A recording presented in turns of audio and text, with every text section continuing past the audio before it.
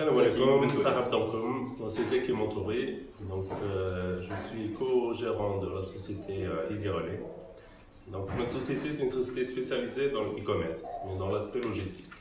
Donc, on gère toute la partie logistique pour les e-commerçants. On s'est lancé avec mon associé il y a presque 3 ans, le fin 2016. On a vécu, on va dire, la croissance du e-commerce, avec des petits, des grands. Après, je ne sais pas, est-ce que tu peux me donner des questions justement, là, ce que je voudrais savoir, c'est pas les questions des gens, on va commencer par est-ce que toi, aujourd'hui, tu rencontres une problématique et que tu voudrais avoir des réponses?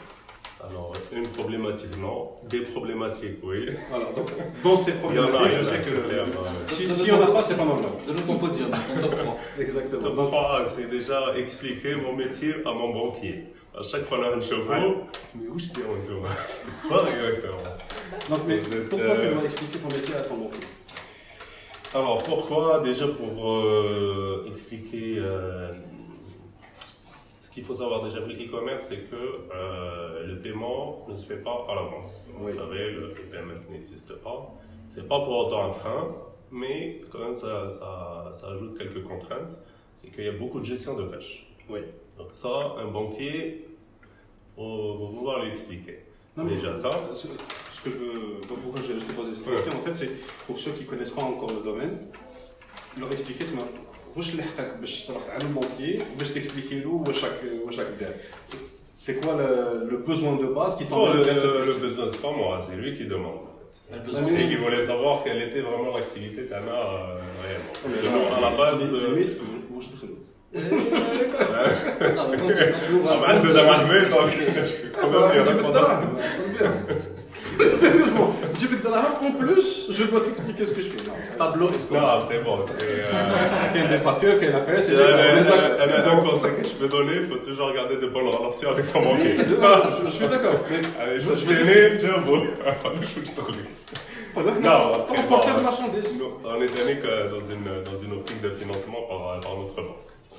D'accord. Là, forcément, on arrive à quand même préparer le terrain. Donc, mais ça n'est bien avant. Oui, exactement. Sinon, c'est pas possible. D'accord. Donc là, vous avez un besoin de financement de véhicule. Ouais. Et vu la nature de l'activité, vous avez des problèmes de cash flow. Ça, c'est un des autres problèmes. C'est-à-dire que d'un côté, il y a 2 segments, on va dire, fait l'e-commerce. On a des e-commerçants, on va dire, moyens, de moyenne taille, et des gros e-commerçants. Bien sûr, dans tout business, le client est gros, les paiements sont très longs. Donc ça crée du marché, mais ça crée des gros trous de trésorerie. C'est-à-dire que tu travailles, mais chez Khalsek, c'est net.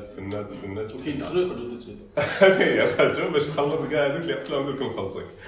Donc ça crée vraiment de gros trous de trésorerie. Donc les banques peuvent aider sur ça, mais honnêtement pour une petite société, avoir des facilités de caisse, ça coûte cher. Facilité de caisse, c'est que voilà, j'ai une facture, je vais être payé cash mal, mais j'ai besoin de l'argent maintenant. Donc il y a l'argent avec une commission, un intérêt. En général, c'est avec 8%. Donc les 8%, il y a de quoi faire avec. Donc c'est principalement en parlant de l'aspect financier, c'est les deux grosses problématiques. Pour cet aspect, Mr. Ruslan. Gestion de la trésorerie, bah écoute, il n'y a pas de solution miracle. C'est-à-dire où tu te constitues un matelas de trésorerie, idéalement, c'est-à-dire tu fais rentrer des gens qui vont injecter de l'argent dans ta société pour te permettre en fait d'avoir le souffle nécessaire pour pouvoir agrandir ton business, ou alors tu renégocies tes modalités de paiement. Il n'y a pas 2 millions de solutions.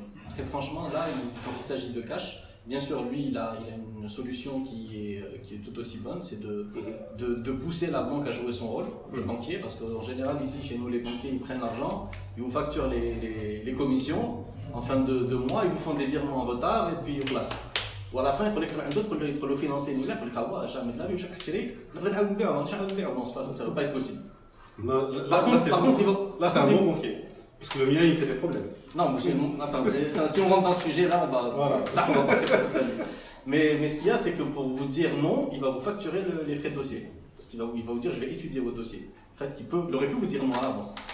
Et là, lui, en fait, effectivement, ce qu'il fait, moi je pense que personnellement, j'aurais fait exactement la même chose. Donc, c'est que si tu n'as pas quelqu'un qui est susceptible de rentrer, d'injecter de l'argent, je ne parle pas de love money parce qu'on va, on va juste déplacer le problème, parce que ça reste une dette, quel que soit X. Mais si tu as quelqu'un que tu peux faire rentrer éventuellement, qui peut injecter de l'argent dans l'optique de vous permettre de grandir, oui, c'est tant mieux. Après, idéalement, c'est où tu fais jouer bien sûr la banque, mais là, bien sûr, tu as les 8%. Il faut dire que les 8%, c'est par an, c'est pas par mois. Donc, il va falloir les couper en gros pour savoir ce que tu dois payer en principe par mois. Et il faut aussi savoir que quand ils vous avancent la facture, ils ne vous avancent pas les 100%. Ils vous avancent en général entre 60 et 80% du montant de la facture globale. Ils ne vous donnent pas la totalité. C'est très important de donner ce type de détails parce que souvent, quand on fait ces projections de cash flow, on se gourre très souvent sur ce genre de choses et on se retrouve dans le cadre dont il est en train de parler. Et c'est des cas qui peuvent être vraiment très gênants. Il y a des sociétés qui ont coulé à cause de ça. Parce que qui dit cash flow dit votre première ressource, c'est l'être humain, c'est les gens qui bossent avec vous. Et ces gens-là, ils ont beau vous aimer, ils ont beau aimer le projet, ils ont leurs limites par rapport au fait de pouvoir vivre sans argent. C'est-à-dire qu'ils vont peut-être accepter de faire des sacrifices, tous ne vont pas le faire tout le temps, et arrive un moment où si vous n'arrivez pas à les payer, ben, ils vont aller dans une société qui est capable de le faire. Il y a plus contraignant, c'est les impôts et la CNAF. Avec mes femmes, ah oui, c'est clair. Oui, effectivement. 25% déjà qui est pas. Oui, effectivement, mais Hadouk, tu dois les payer. C'est même si tu ne payes pas d'argent, tu les payes, quel que soit. Ça, la trésorerie, il faut garder de la partie. Oui, non, c'est très compliqué. Chez nous, c'est très compliqué. Les problématiques de trésorerie sont vraiment très compliquées et il faut pas. Souvent, moi, ce que je rencontre, c'est que, du moins, ça m'est arrivé à moi. Je prestais pour de grands groupes et que nous, on paye à. Moi, je suis arrivé, le premier m'a dit on paye à 90 jours. Je dis, je travaille pas. 90 jours, c'est pas possible. Ça sert à rien que je m'engage avec vous sur un paiement qui va faire qu'au bout de 2 mois, je vais arrêter le service. Vous n'allez pas avoir votre service et moi, je ne vais pas pouvoir vous fournir l'activité. Donc, souvent, ce qu'on a, c'est qu'on a tendance à être inhibé et à avoir peur de parler à un grand groupe. Et à leur dire non, je suis désolé, ce que vous proposez ne fonctionne pas, ça ne m'arrange pas dans mon business. Souvent, si vous réellement vous en parlez, vous exposez la problématique, ils sont la plupart du temps assez réceptifs. Et ils seront, parce que lui en général, quand il vous dit 90 jours, lui en général, il peut se contenter d'un 30 jours. D'accord? Mais il va vous dire 90 jours parce que c'est bon pour ses KPI, parce que c'est bon pour sa trésorerie, parce que c'est bon pour son bonus, et que vous, en fait, au final, il s'en fout. Lui, il est là, il fait son business, il protège son steak. Mais si vous ne défendez pas l'autre, vous étonnez pas de ne pas en avoir au bout d'un certain temps. Si je peux me permettre, oui, il faut. Bon, on a eu la chance d'avoir comme clients, on va dire des startups, même si elles sont beaucoup plus grandes, mais elles connaissent vraiment les contraintes, elles sont du secteur, donc cette discussion, elle est déjà un peu plus fluide, même si tu dis qu'ils doivent quand même protéger leurs intérêts. Mais il faut considérer que le recouvrement, c'est une activité vraiment à temps plein. Il faut avoir une personne dédiée pour ça. Elle doit nouer les liens avec le client, elle doit avoir les rappels réguliers, parce que même des fois, c'est très souvent même, c'est juste des oublis. Entre tous les circuits de validation des paiements, c'est un financier, il a oublié de signer, alors la facture, donc il faut faire le suivi avec eux et les accompagner. Alors rappelle-moi de te donner les coordonnées d'une boîte de recouvrement. En fait, nous, on est aussi de recours. Ah, d'accord. Mais bon, en fait, puisqu'ils doivent encaisser au nom de leurs clients, ils sont obligés d'avoir une activité de recours. On a quelques clients dédiés. À partir du moment où tu collectes l'argent pour ton client, pourquoi tu récupères une trésorerie? Oui, mais alors, d'autres clients, on va dire, où le modèle est un peu différent.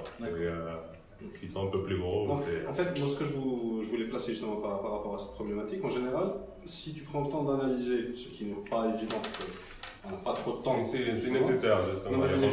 Tout ce que vous faites et à chaque étape, on peut détecter des opportunités pour justement placer un nouveau produit, un nouveau concept, une nouvelle source de revenus, sans rajouter forcément de travail. Par exemple, le problème d'aller-retour vide.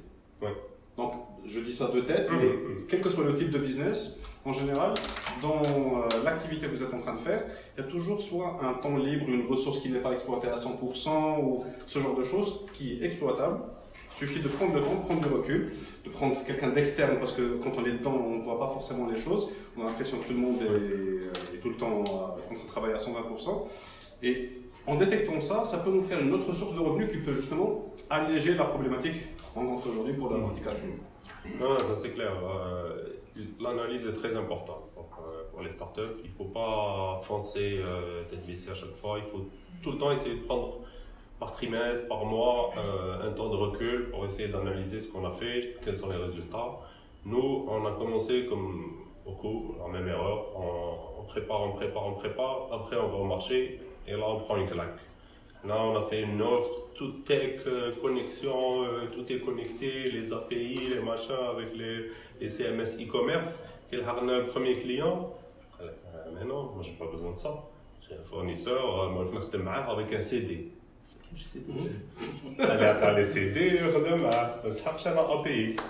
En gros, il ne faut pas trop rentrer dans des tunnels de développement d'offres. Voilà, exactement. On revient au MVP, avoir vraiment le minimum valable et ne pas avoir peur d'aller sur le terrain et de dire il n'est pas complet. Il ne faut pas avoir peur de dire mon offre n'est pas complète ou mon service n'est pas complet. Au besoin, on peut rajouter des trucs. Exactement. Nous, quand on prend notre offre, parce que bon, il y a de la logistique, mais il y a beaucoup de systèmes d'information derrière. La majorité des fonctionnalités sont venues de nos clients. Moi j'ai besoin de ça, rajoutez-moi ça, rajoutez-moi ci. Il faut, on a pris cette décision, il y en a qui ont d'autres stratégies, mais nous on a décidé de répondre à ces besoins et de justement profiter de ces retours des clients pour améliorer le produit. Donc effectivement, les opportunités viennent sur le terrain.